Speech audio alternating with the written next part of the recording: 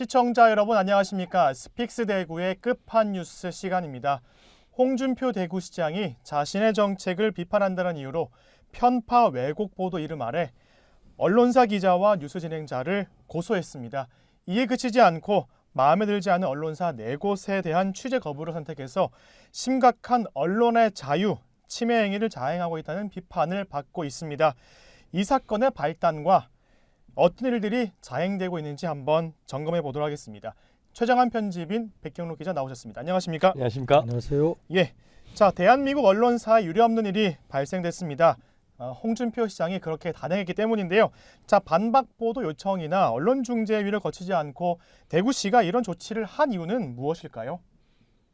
홍준표 시장이 비판에 대한 걸 참지 못하는 그런 불같은 성정 탓이죠. 네, 실제 홍준표 시장이 우리 전에 백경록 기자가 그 진단했듯이 오만 정우군이라는 걸 갖고 있습니다. 실제 그러니까 비판을 한다면 그 비판을 좀 더 받아들이고 내가 고칠 뭔가 요인이 없을까를 생각을 해야 되는데 네, 그걸 그런 생각을 가지지 않고 있고 특히 이제 이번에 이런 조치를 취한 건 언론 본인이 할 수 있는 여러 가지 일들이 있습니다. 네, 그건 뭐냐면은 대부분의 정부나 공공기관들이 하는 게 언론 보도에서 피해를 봤다고 생각하면은 국가가 만든 기구가 언론중재위원회라는 데가 있습니다. 네, 여기에 제소를 해서 그 판정을 따르는 게 거의 뭐 관례처럼 돼 있고 그 국가기관이거든요. 네. 그러면은 그걸 활용을 해야 되는데 거기서 이제 만약에 중재가 불성립되면은 또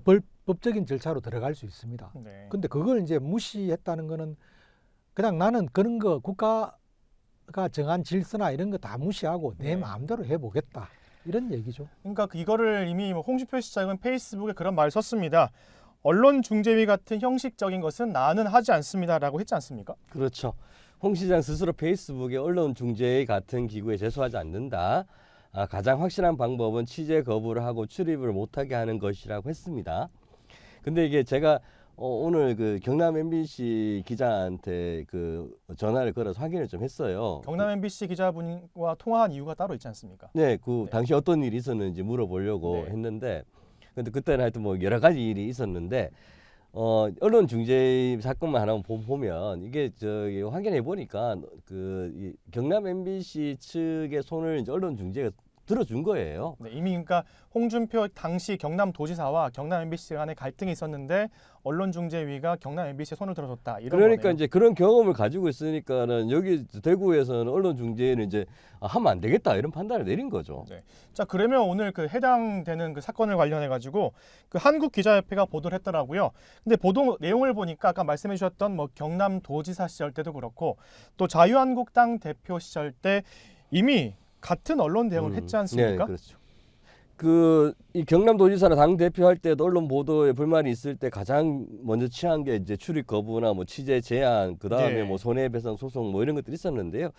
이런 것을 하는 이유에 이걸 해가지고 무슨 결과를 얻은 적이 없습니다 지금까지. 네. 그러니까 무슨 뭐 예를 들어 가지고 뭐 저기 그 언론사에서 사과를 받는다든지 공식적으로 그 안에는 모르는 거니까요. 언론을 겁박해서 후속 보도를 못하게 하는 것이 가장 주요한 목적이고요. 요걸 하고 나면 다른 언론들도 겁을 먹잖아요. 네. 요게 두 번째 이제 의도하는 거고. 근데 이번에 눈여겨 볼 것은 사회자까지 고소를 했어요. 네. 우리 그 통상 사회자는 이게 초빙되는 거고 언론사의 대본대로 진행하는 분이거든요. 근데 이게 보도에 직접적으로 관여하지도 않고, 그런데 고소를 한 것은 다른 학자들에게도 함부로 이렇게 언론사에 동조했다가는 큰 코 다친다라는 메시지를 던져준 것이다라고 판단하고 있습니다. 네, 그 진행자께서는 경북대학교 언론 관련 학과의 교수님이시죠. 그러시더라고요. 네, 맞습니다.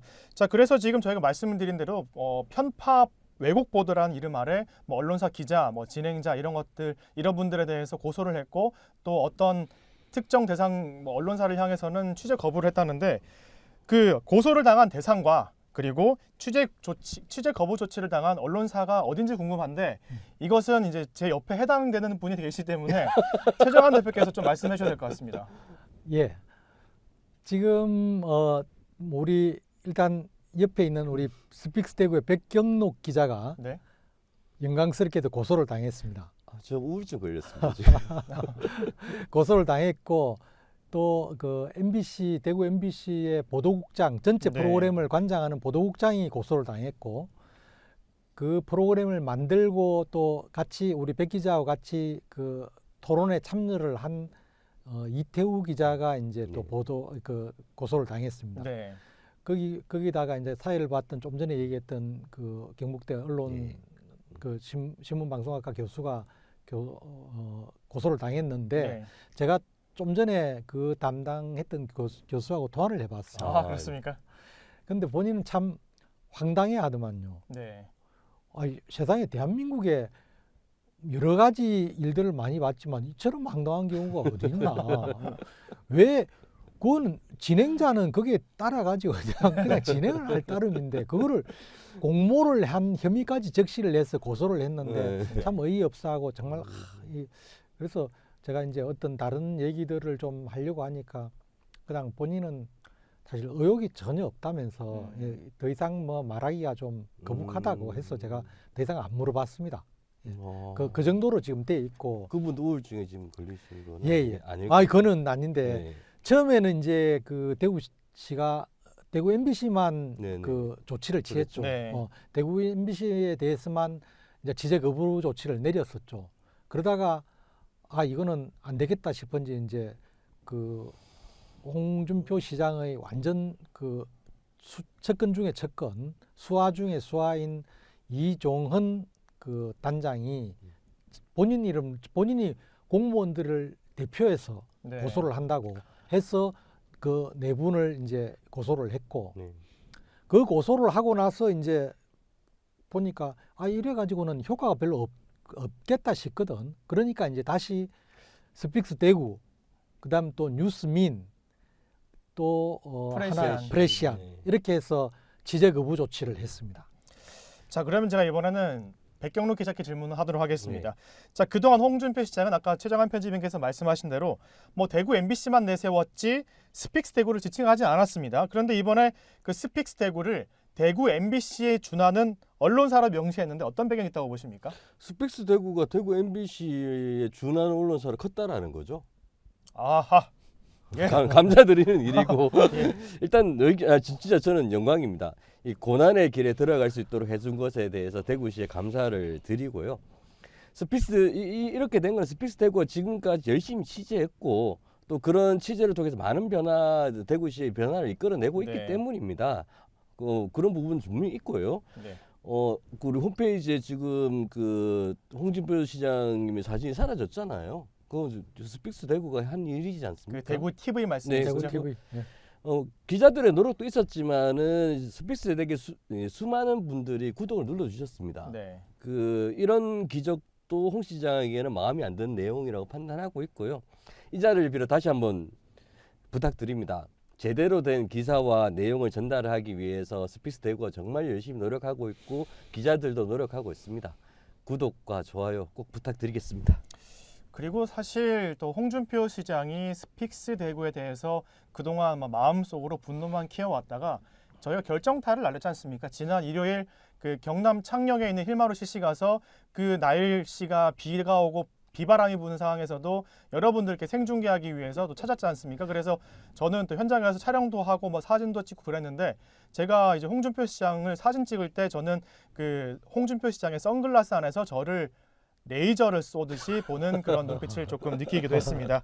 자, 그러면 지금 앞서 말씀해 주신 대로 뭐 대구 MBC에는 보도국장 그리고 뭐 진행자 그리고 기자 2명 그리고 또 뭐 스픽스 대구를 포함한 프레시안, 뉴스민까지 지금 해당 사항이 됐는데 여기에 대한 이해 당사자들의 입장은 어떻습니까?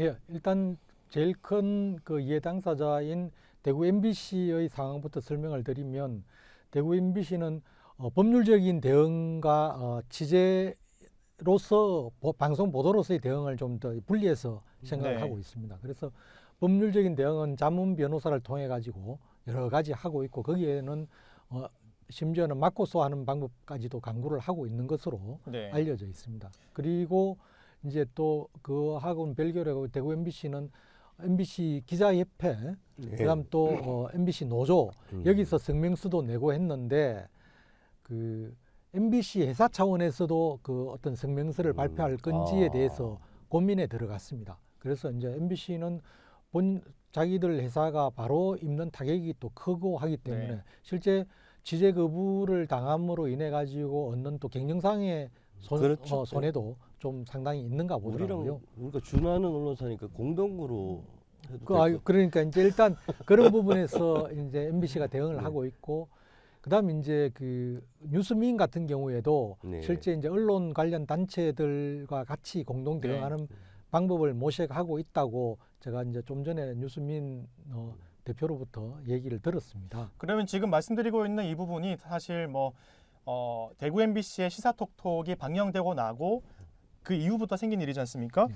그러면 이제 스픽스 대구의 대응 계획은 어떻게 됩니까? 지금 스픽스 대구는 실제 이제 MBC하고 같이 프로그램은 공동으로 계속해서 진행을 하는 걸로 돼 있고, 그다음 그렇죠. 또 그 시사톡톡에서는 그 현재 홍준표 시장이 이렇게 자행하고 있는 언론 탄압에 대한 얘기들을 매 프로그램마다 서두에서 예. 끄집어내 가지고 네. 얘기를 하기로 이제 같이 이제 MBC하고 공동 보조를 맞추기로 일단 얘기가 돼 있고요. 네. 이제 또 스픽스 대구는 지금 우리가 그 방송 보도로서 결국은 언론이 할 수 있는 건 보도를 통해 가지고 취재 보도를 통해서 대응을 하는 것 외에는 달리 방법이 없습니다. 네. 그래서 지금 저희들이 지금 이렇게 하고 있는 그 프로그램도 하고, 그다음 또 우리의 가장 큰 원군 서울 스픽스에서 지금 여러 가지 우리가 지금 구독자 동시 접속자가 10,000명, 15,000명 되고 있는 프로그램들이 있지 않습니까? 네. 여기를 통해 가지고 실제 이제 홍준표 대구시장이 이렇게 벌이고 있는 언론 자유 침해하는 행위에 대해 가지고 네. 이제 프로그램도 만들어 가지고 대응을 할 계획으로 일단 있습니다. 뭐 저기 이게 언어를 통일해야 될 것 같아요. 언론 탄압으로 그냥 음. 하는 게 맞을 것 같아요. 네, 우선 뭐 스픽스 채널과 함께 움직였을 때는 이게 현재는 대구 안에서 일어나는 일이지만 전국적으로 확산될 것 같은 그런 좀 예감이 네. 드는데, 자, 일단 취재 거부에 대해서 한번 집중해 보도록 하겠습니다. 자, 이것은 언론 자유에 대한 중대한 침해라고 보이는데, 윤석열 대통령이 중요한 연설 때마다 그렇게 강조하는 자유, 이 자유를 정면으로 부정하는 거 아닙니까? 윤석열 대통령의 자유와 우리가 생각하는 자유가 그렇게 좀 같은 것 같지는 않은데 말좀 일단 네. 인정하고요. 언론 자유는 헌법상 가치입니다. 이게 헌법에서 규정해 놓은 내용이고요. 사인이 아닌 공인에 대한 보도는 광범위하게 허용되는 것도 공인이나 공공기관에 대한 재반 행위는 국민의 알 권리 대상이라고 보기 때문입니다. 홍 시장의 언론 대응 방식은 상당히 독특하죠. 그는 이제 일단 검사 출신이니까 네. 상대를 어떻게 제압할지를 알고 있고요. 무조건 칼자루를 휘두르고 봅니다. 내게 비판적인 언론은 내 옆에 필요 없다는 인식도 아주 강하고요. 자, 그러면 취재를 거부한다는 것은 대구시의 시정을 밝히지 않겠다, 공개하지 않겠다라고 하는 것인데, 홍준표 시장이 왜 이런 비상식적인 판단을 했을까요?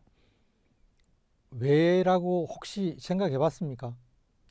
저는 사실 저기 잘 모르겠어요. 대체 그 방송에 뭐가 문제가 있었는지도 모르겠습니다. 일단 제가 볼 때는 홍준표 시장이 시정에 자신이 없습니다. 지금은 본인이 그 통합신공항법 통과되고 난 이후에 이제는 내가 4년 동안 해야 될 일의 뭐 70%를 이룬 것 같다, 뭐 이렇게도 얘기를 했는데, 4분의 네. 3이었죠. 예, 뭐 어쨌든 그러면은 결국은 이렇게 하는 건 뭐냐면은 내가 내세울 수 있는 성과가 없기 때문에 그렇다, 이런 진단을 하고요. 실제 왜 그러냐 하면은 칭찬을 받아보고 싶은데 칭찬받을 거리가 없어요. 그러면 어떻게 해야 됩니까? 과장하거나 과대포장하거나 안 그러면 거짓말하거나 침소봉대하거나 뭐 네. 이거 외에는 방법이 없어요.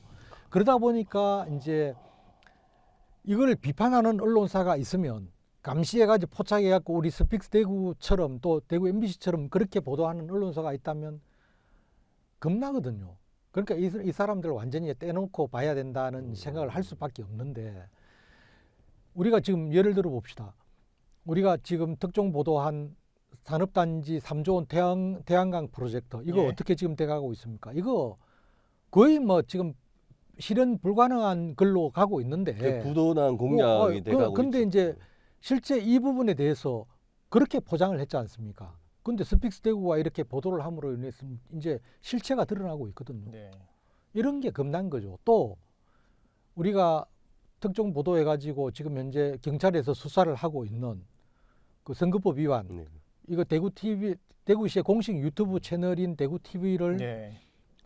거의 사유화했지 않습니까? 이런 것들도 보도하는 언론사가 있다는 게 대구의 모든 언론들을 다 장악했다고 생각을 했는데 어느 순간 삐져나와가지고 보도를 한단 말입니다. 이거 굉장히 정말 머리 아프죠. 그러다 보니까 이런 언론들은 어떻게 하면은 좀 더 그냥 지어받고 그다음 또 누르고 할까 도대체 이 방법이 없다고 생각했는데 이번에 이제 건덕지 하나를 잡은 거죠. 자, 그러면 이제 홍준표 시장은 대구시장으로 취임하고 나서 지역에 있는 언론들을 장악하겠다, 아마 이런 생각을 했던 것 같은데, 자, 그렇단 말은 소위 말 잘 듣는 언론사만 대상으로 하고 자, 시정의 비판을 상쇄시키겠다는 거 아니겠습니까? 그런데 이러한 피해는 오로지 우리 시민들이 받는다고 봅니다. 자, 홍준표 시장은 또 페이스북에 이런 말도 했습니다. 뭐 스픽스 대구로 한 여러 언론사나 뭐 특정 정당이 비판을 하자 개가 짖어도 기차는 간다, 이런 표현까지 했던데, 자, 이에 대해서 지역 사회 분위기 어떻습니까? 아니 그 저기 한 광역 단체의 장 공인이 네. 뭐 그러니까 어떤 특정한 대상을 자신의 정책을 비판하거나 아니면은 정책에 대해서 입을 대는 사람들을 개라고 표현하는 게 저는 이게 정상적인 게 시정인가 이런 생각이 있습니다.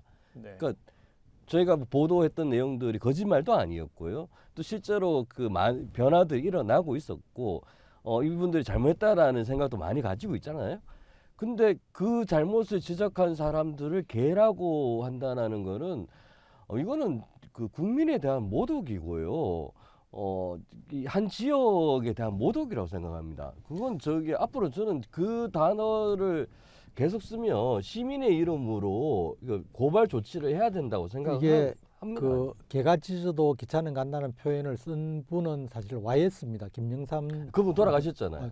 근데 이분이 이 표현을 쓸 때는 언제냐 하면은 독재 정권 시절에 네. 그 독재에 항거할 때에 정말 너희들이 뭐라고 하든 말든 나는 내대로 민주화 투쟁을 하겠다. 네. 정말 대의명분으로 그때는 그 서리빨 같은 어떤 군인들의 그런 그 득세 속에서 나름대로 할 수 있는 길은 그 국민들한테 의지하는 길이고 거기서 독재 정권에 항거할 때는 거친 언어로서 표현할 수밖에 없는 그 당시에 YS가 썼던 거하고 지금 정말 순진한 우리 시민들을 상대로 개가 짖어도 그다음 또 비판 언론을 상대로 해가지고 개가 짖어도 기차는 간다. 네. 이 말은 쓸 수 없는 거죠. 그러니까 그 저 시의원이 그 회에서 저희는 사람이고 싶어요 이런 단어까지 나오는 거잖아요.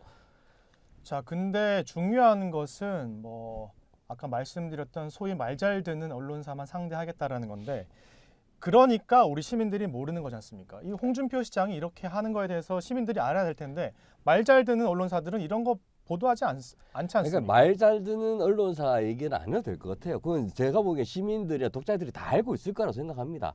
그 사실은 저기 그 글을 읽는 사람도 저는 별로 없을 거라고 생각하고요.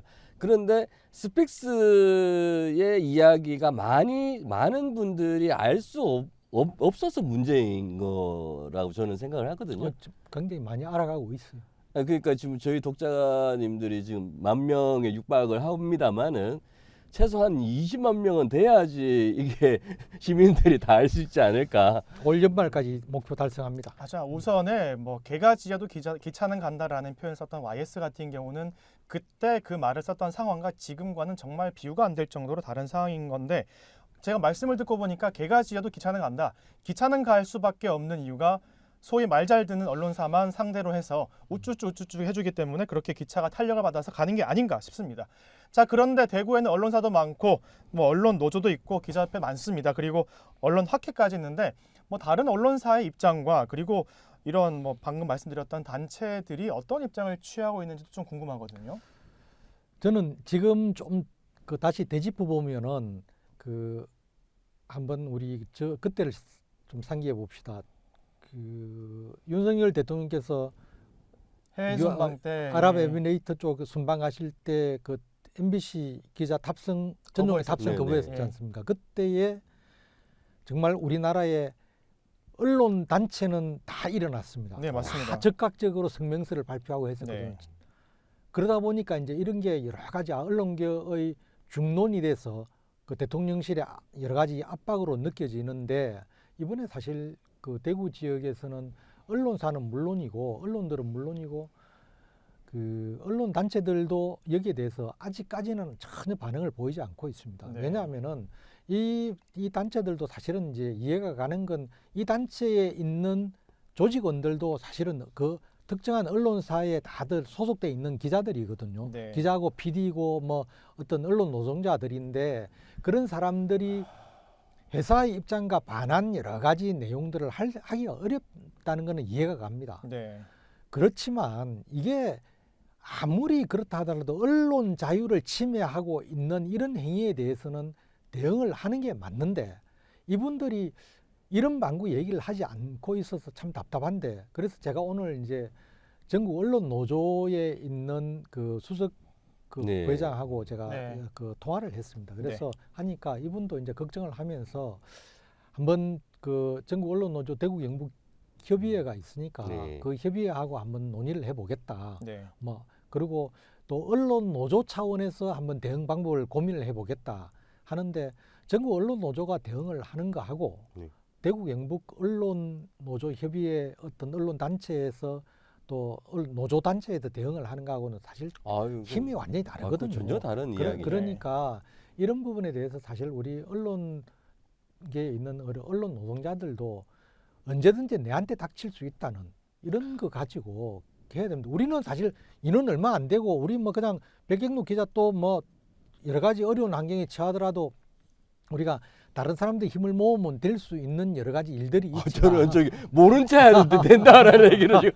그런데 다른 데는 사실 숫자 많고 하기 때문에 걸릴 수 있는 여지가 굉장히 많아요. 이런 부분에 대해서 정말 언론사들이 좀 알아서 대응을 했으면 제가 아까 좋겠습니다. 빠뜨린 말씀이 있는데 그 말이 있는데 사실 이제 아까 기차가 간다는 얘기를 계속 쓰셨잖아요.